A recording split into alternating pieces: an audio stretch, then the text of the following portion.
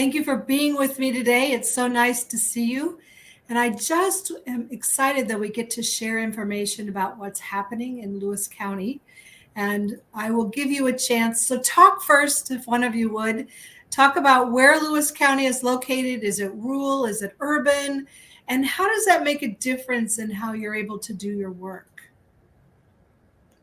Well, I'm Stephanie. Lewis County is very rural. We have less than 27,000 people here in our county. If you were to drive from end to end of the county, it would take you more than an hour. Our primary industries are agriculture, the timber industry, and we have a dairy processing facility and some wood processing facilities, paper mills and that sort of thing. So we have very small population centers and they are very spread out. And we have lots of beautiful farmland and woods in between. Got it. Thanks. And very quickly, will the other three of you just introduce yourselves? My name's Karen Carr. Hi, Karen. Hi. So I'm Amanda Cook. Hey, Amanda. Aileen Martin. Hey, good to see all of you. All right. Well, we are interested in sharing a bit about your story. So talk about how the work kind of came about, the roles each of you are playing, really looking at the Bridges model and how it's unfolding in Lewis County. Yeah, so the work started many years ago with a small grant from Catholic Charities, with which we brought Jody Farr to the community, who really got us fired up, educated us in ways that many people did not imagine they were going to learn that day, and then throughout. And then given that energy around it and that awareness of the impact that poverty was having on our community and our community's health, we applied for another grant, a more substantial grant from the Central New York Care Collaborative, which was a healthcare organization. And what we did was, use the obvious facts about the connection between poverty and health outcomes, to say that this is a worthwhile project that you need to fund, and it's going to have a big impact. And boy, has it ever. So from there, we engaged. So NERCL applied for those grants, but then we engaged Karen and Stephanie and Lamanda in implementing the projects throughout the county. Got it. Can you talk just a little bit more about, you said it had impact. One or two examples about the impact? So one of our more recent examples that we consider to be a great success story, we followed the tracks where we teach our agency folks who tend to be middle class the Bridges Out of Poverty training. And then, of course, our Getting Ahead groups were very interrupted by the pandemic, but remarkably, since March 2020, we've had 6 Getting Ahead groups now. And one of our most recent successes came out of a Bridges training where we worked with our local industrial development agency to try and target that training towards business managers and hirers, whoever does the hiring within businesses.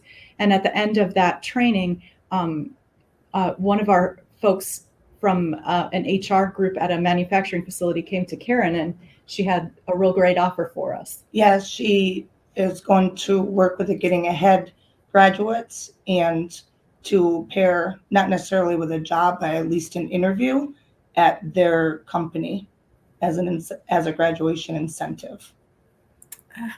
It's always interesting to me when you have Bridges Out of Poverty workshops where people do come forward and say, hey, here's what I can offer. So great. I'm glad to hear that's going on. Can you also just share maybe one or two stories, either about Getting Ahead, other sector work, maybe a graduate, things that you know are really because of the information that's being shared?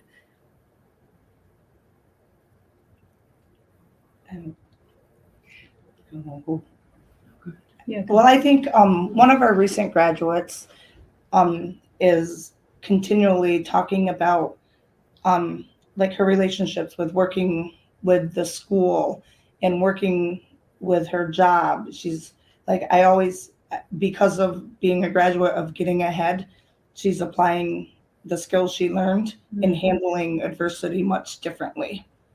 And saying it's because I'm a graduate of Getting Ahead. Building some of those resources for her. Yes. Wonderful. Great. And okay, so you were saying you've had 6 classes. Was that since COVID? Yes. Yeah. And how many before? None. That was our first launch. Oh, you got hit right as COVID started. Oh my goodness. We were interviewing for our first class the day before, like the Friday, and then everything in New York State shut down on Sunday. Wow. Talk about really learning in the heat of the moment how to keep moving forward. We were actually finishing our training. Oh yeah, that's we were right. just getting doing, trained for facilitation. Yeah. And then it shut down. Yeah. Oh, well, kudos to you for continuing to move forward. Yeah, we did one that was virtual and Completely virtual. And that went. We had that a lot. People were kind of not sure if the virtual would really have some impact. And the feedback we have had over the last few years is that it really was impactful. And I think as we all learned that we had to keep distancing and finding ways to interact, it brought an interaction for people that was missing during COVID. Right. Mm-hmm. Yeah. Doing the virtual was 100%. And it was. We did keep everybody that participated in that virtual group. They interacted, and we did breakout rooms, and the relationships from that, most of them still interact and talk to each other today. Yeah, it's happened a lot. Well, as you think about the work, what are the collaborations that have grown out of this, or what is happening in the community? Well, the 4 of us on this screen are a giant collaboration because we represent 3 different agencies working here. And that was from our very beginnings. We have a priorities council in Lewis County, and they sort of, as their name implies, set the priorities for the things that are happening here. And they felt after Jody Farr came that addressing poverty using the Bridges Out of Poverty model would be a priority for our county. And so they have backed our work, and we still report back to them, even though we have our own steering committee now, which is multi-sector, of course. But for me, working for the health department, our team has definitely realized that Bridges is a way that we can address the social determinants of health. So we're part of the collaboration for that reason. Well, I'll speak. I am a school teacher in a highly impoverished district here. Like many of ours are in Lewis County, and I apply it in my work on a daily basis and within our school district. Sure. Karen really has been a cheerleader in her school district as well. I will say, bringing Bridges training to all the teachers there as part of their Superintendent's Day work. Really been phenomenal in educating the educators. I'm trying. And I think that systems of care is very empowered to get the information out there and sharing it with the SPOA committee, and volunteer transportation are big advocates for participating and assisting anyone the barrier of transportation and making sure that they're getting to the investigation sessions. One of the early collaborations was actually a participant in the training, which impressed the heck out of me, and I'm glad that we have kept them engaged, was our local economic development council. The director of the economic development council said, I want to learn about what you people are talking about because it sounds really exciting, and I'm not sure what you're talking about. And so Brittany really grasped it, and is encouraging other employers to understand more about it, so they understand their workforce and can better support their workforce. It's really, so those kinds of collaborations have been great. Yeah. And again, it happens as people are talking about the work and the outcomes, and all of a sudden you're like, hey, here's someone else who wants to step up to the table. Exactly. Yeah. Well, what are future plans? What's the vision? Where do you think you're headed?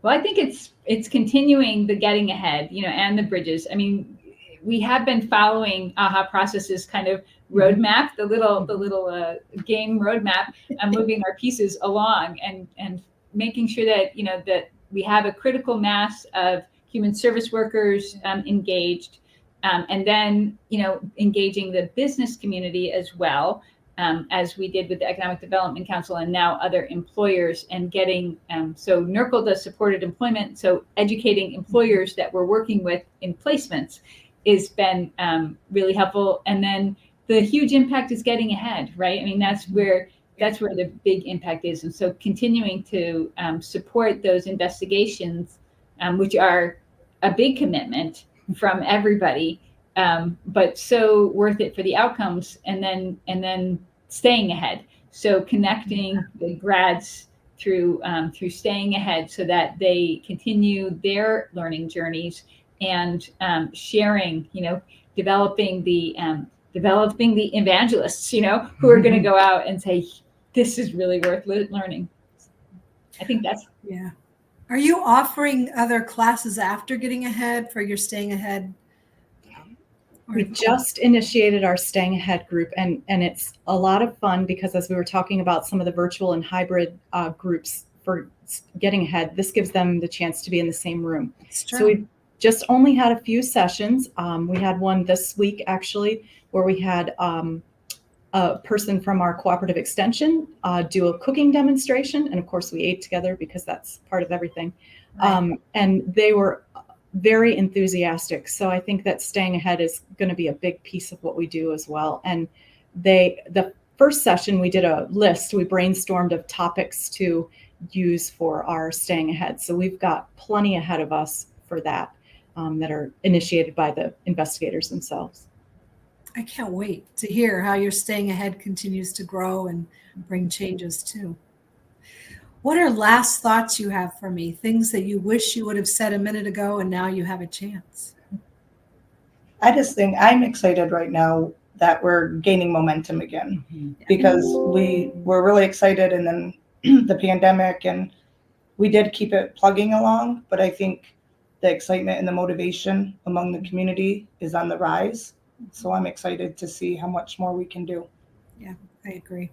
I think we're seeing that across the nation, with people finally re-engaging. Well, thank you, one, for all the work you're doing, for the lives that you're changing, and the community itself. And continue to keep us updated. We want to hear all the great things that are happening in the county and all the new innovative things that you're coming up with. Thank you. Thank you. Yes.